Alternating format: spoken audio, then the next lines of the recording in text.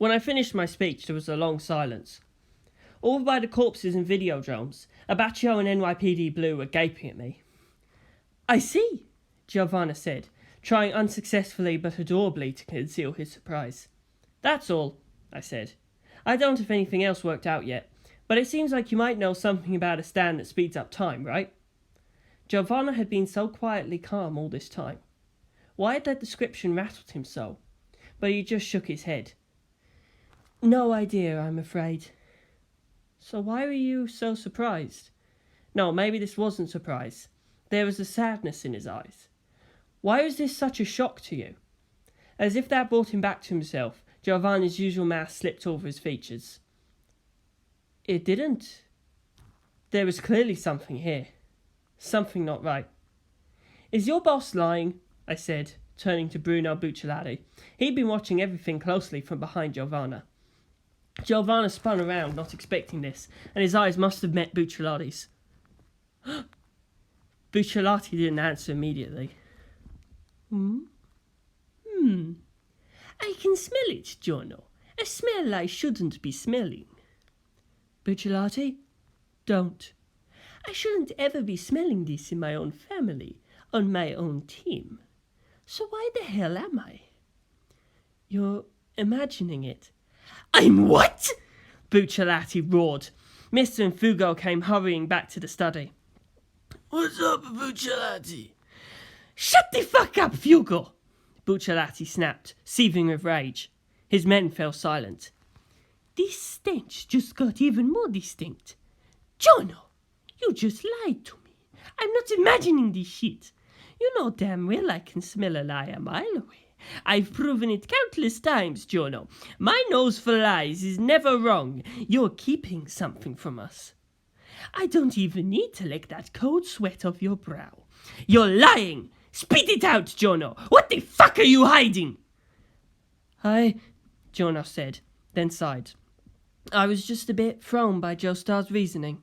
I mean, this stand speeds up time. How would you ever fight that? He wasn't a mafia leader for nothing. He'd recovered his calm and the cold sweat was gone." "Wait, the sweat that was on his shirt was already gone?" "Liar!" Bucciolati screamed. Then he grew deathly quiet. "Giorno, tell me the truth. If you're hiding something, I have to dig after it. It can't be that important. I'm not saying we can't have secrets from each other. I respect your privacy. This line of work, that's all we have sometimes. But right here, when Passion's top dog has just been murdered, there's nothing worth hiding, Giorno.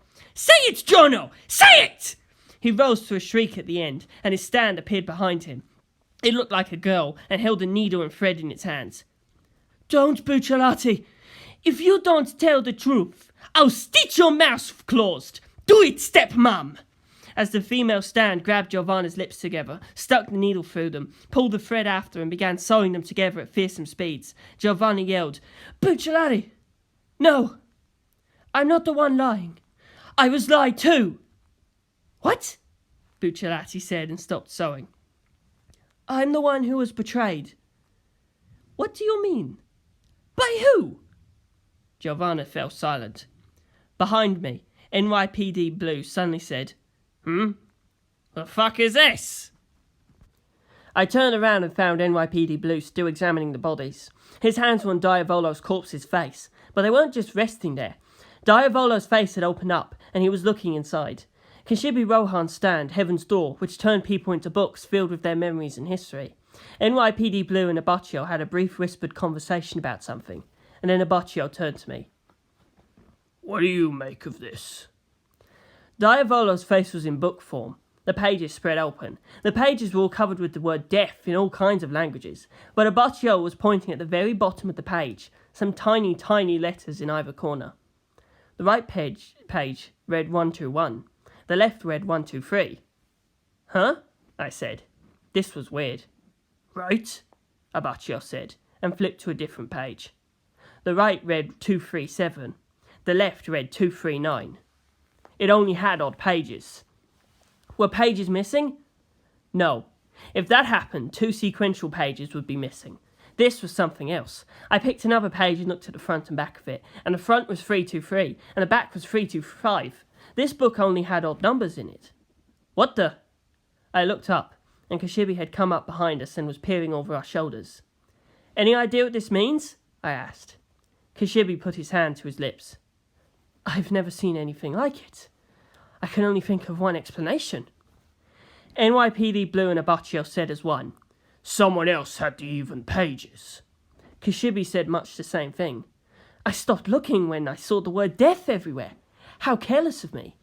Daya Volo had a split personality. Come on, Giorno, spit it out, Bucciolati yelled. Who is it who betrayed you? I don't know, Giovanna said, his eyes hollow. God?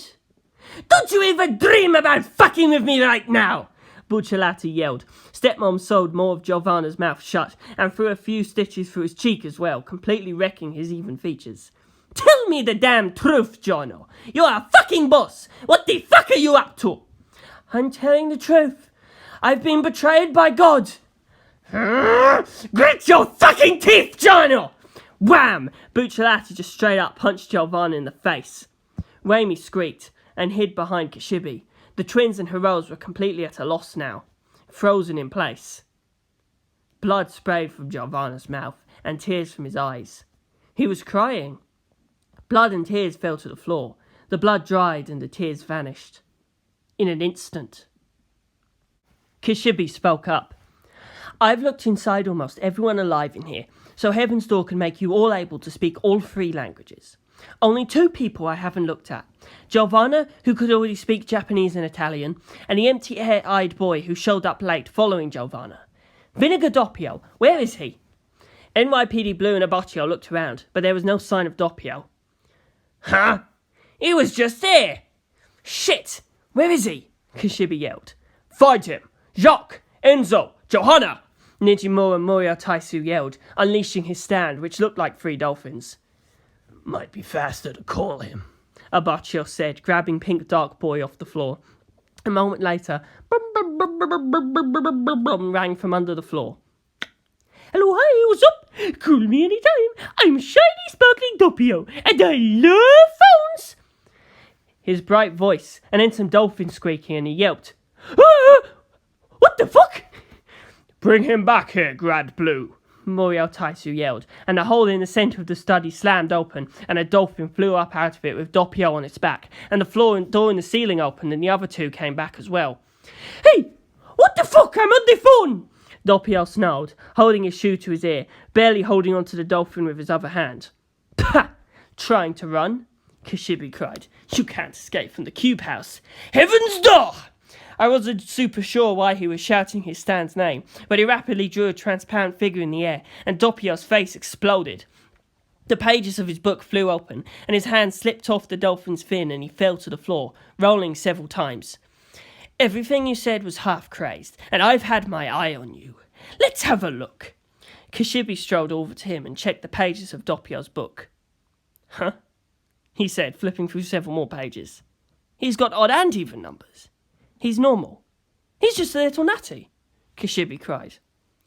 All eyes shifted towards the only other candidate.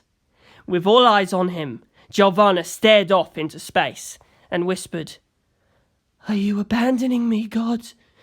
Another tear rolled down his cheek, but the moment the tear left him, it sped up and evaporated before it hit the floor. Something stinks, NYPD Blue yelled. The bodies are rotting faster, Abaccio yelled. Time inside the cube house had sped up again. Yes, he has. Can you blame him for it, Giorno Giovanna?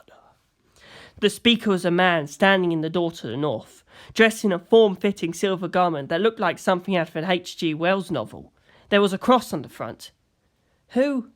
The Japanese twins and Heroes yelled, Enrico Pucci! So that was the name of the man who could speed up time. God is gravely disappointed in your weakness, Pucci said. Giorno Giovanna, you failed to bear the burden of your sins, failed to get your own hands dirty, pushed all the bad things onto a poor other mind you made within you, just so you could be a good boy. Then you tried to play the hero and punish Daya for handling your dirty deeds. What a shameful tale. Thus God forsake you. You can feel it, right? He hates sad stories like that more than anything.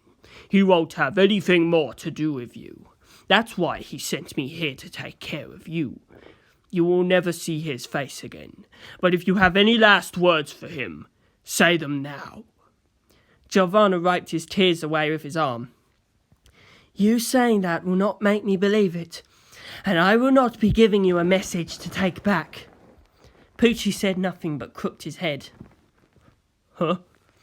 Bucciolati's half-sewn threads dangling from portions of his face. Giovanna smiled. You don't get it.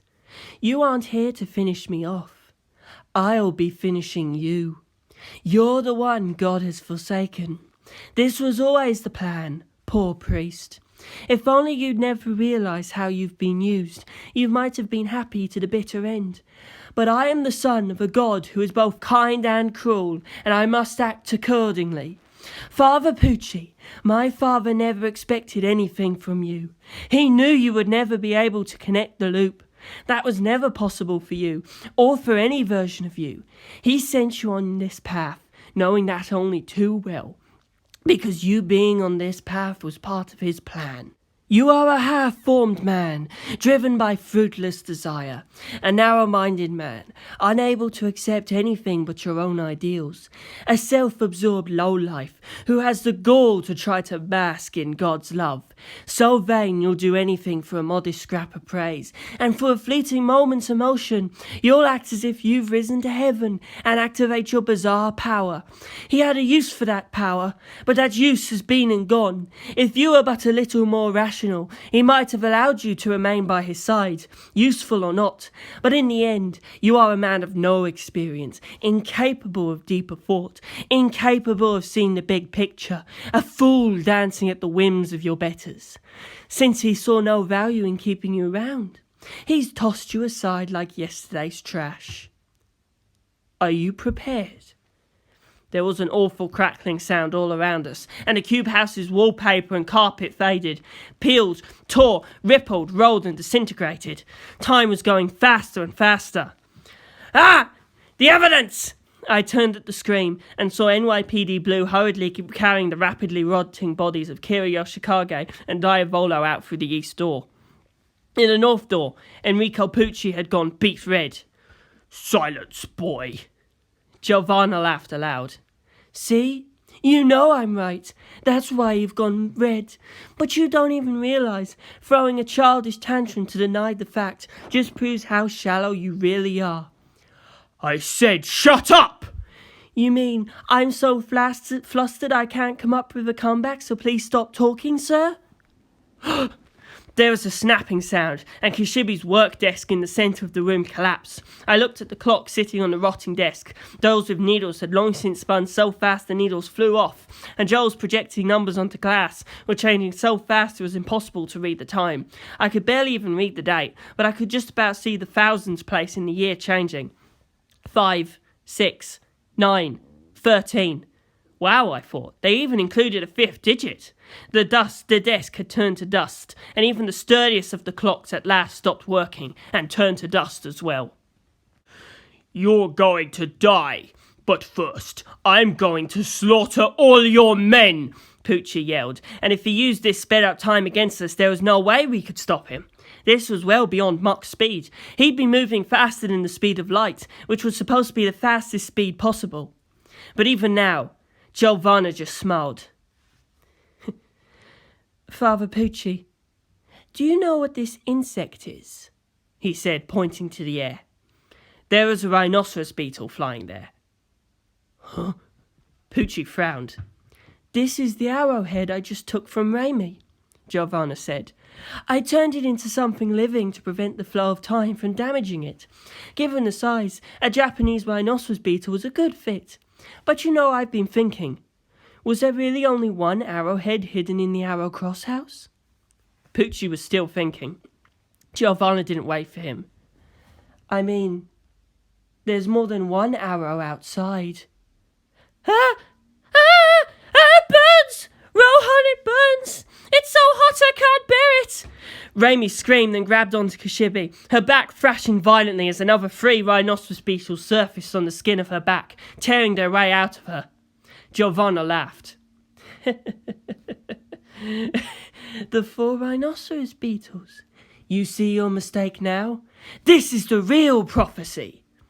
Pucci broke his silence at last. No, it cannot be, he yelled, trying to scream his way back to solid ground, but Giovanna pressed the advantage. Madame! The rhinoceros beetle near Giovanna's head turned back into an arrowhead and began rusting quickly in the sped-up time, but he was fast enough. There was a sound that shook the air, and a yellow humanoid stand appeared behind Giovanna just as the arrowhead stabbed it. Heaven's not waiting for you, Enrico Pucci. But you're such a coward, you just speed up time in hell to get through it. You'll get the fate you deserve. I'll trap you in the same loop you trapped Daya, Volo and Kira Yoshikage in when you killed them. Ah! Pucci's scream turned into a shriek. I've had enough of your smart mouth. Children should be seen and not heard. Die! And he vanished. He wasn't gone, of course. The speed of his attack was just so great we couldn't see him anymore. Useless! Giovanni yelled, and his stand, which looked a bit different now that it had fused with the arrowhead, swung its fist once through the air. And the soft sound of everything inanimate in the room crumbling beyond dust into the component elements stopped. Only silence remained. The sped-up time had stopped. I looked around me. All decorations had vanished, leaving nothing but the plain walls of the cube house. All the Japanese and Italian gangsters were fine, standing there stunned. A thought struck me and I hastily checked my clothes, but they were intact. Good. But this didn't go for everyone. Mister's clothes had disintegrated, and his fellow gang members started laughing as he smiled blissfully and bragged about how free he felt. I suppose it was up to your own consciousness where that boundary lay. I asked Giovanna, Is it over? He nodded. Yep. I don't see Pucci anywhere. My stand sent him to a world where he has nowhere to go, and no way of getting there, Giovanna said. He was staring at his stand, now reborn in a new visage, covered in arrows. That world makes all his desires and actions be in vain. This is my evolved stand. Gold experience wet cream. Enrico Pucci is no longer even able to want to come back here. No matter where he tries to go, he won't be able to get here. Even if he longs for death, he won't be able to die. But if he tries to live, no life worth calling such awaits him. It's not life, and not death. A place both connected to nothing and nowhere, where he'll wander lost for all of time. I said. Isn't that a fate worse than death? Maybe a bit too much, really, but I let that go and said, I really didn't know Enrico Pucci at all. If you feel sympathy for him, don't bother, Giovanna said, as if he'd read my mind. This is the fate he deserved, and at the same time, a blessing. Since this is a punishment direct from God, it's quite simple to interpret endless punishment as endless love. For a man as self-absorbed as him, he'll have done that already, and be rapturously happy. Really? Even as I doubted it, I picked up on a mismatch of bodies and the number of souls, and turned to the artist Raimi was clutching. Kishibe. Heaven's door. Thankfully, he instantly grasped my meaning. He yelled, Heaven's door! And swish, sketched a drawing in the air, and bam! Giorno Giovanna's face exploded into a book. We had to catch him by surprise to get past that stand of his. Since we'd pulled it off, I stepped in to verify Giorno Giovanna's book had only one page, and the only place of anything to read was the back of the cover. His face. The page number was 2, and the text was just death in all sorts of languages. Okay, so he was dead. As I pulled back his page, I found a hollow within, with his eyeballs floating in the air. Our eyes met, but those eyes were something he'd made with his stand. Holding his cover open, I moved around his frozen body and looked Giovanna in his handsome, eyeless face. I see. You came here with Tsukumajuku then? Antonio Torres. The cover of Giovanna's book began to laugh. God damn, George! You're all acting like a real detective! It was Antonio, so he was speaking Spanish. I replied in kind. I just got used to you being a constant pain in my ass. My knees weren't shaking anymore. I'd been so scared of Antonio, but now I'd conquered him. I should have done this from the start. Never let Lisa save me, but fought him myself. Pop, pop! I looked towards the sound, and 2 balled-up manuscript pages followed across the floor. Giovanna's eyes. There was a hiss as the air leaked out of the holes in his face, as Antonio went back to being an empty skin. Gasps went up from around us. Giovanna was gone. Dead? I wasn't sure. Well, now what? Why? Antonio Torres said. On his forehead was a note written in Sukamajuku's handwriting. After the monster hunt on La Palma Island, Antonio Torres, 1900. Most likely, in all the commotion around the incident at the Torres home, he'd switched places with an ordinary skin, round up carried to school, and after the Alejandro attack, Sukamajuku had written that note on it. In other words, this was the original, before he split, the very same Antonio Torres that had tormented me years ago. What's up, Bosa Blanca? You don't fucking space out on me! He could yell all he liked, but there wasn't much he could do in book form. Okay, I thought. What to do with this, Antonio Torres? But as I thought, I found the answer to another question. Are you the one who killed Sukamajuku? Light enough to get in and out of the Hour Cross house without crunching the gravel, but strong enough to move a human, albeit a 15-year-old boy. Only this paper-thin zombie fit both conditions. There it is! Good job! You got all this shit, but way less dumb! Yeah, kind of a lot happened. I didn't have time to catch up with him, though. But you couldn't have done it all alone, I said. I mean, they were arranged to look like Japanese folk tales. The only people you could ever lead was that pack of kids you used to bully me with. Who's the boss controlling you? What is it you're trying to accomplish? During our big fight, he'd said he was working for someone. But who is his boss? That would be me. I turned around, and the east door was open, and in it stood a man who should be dead. Daya Volo.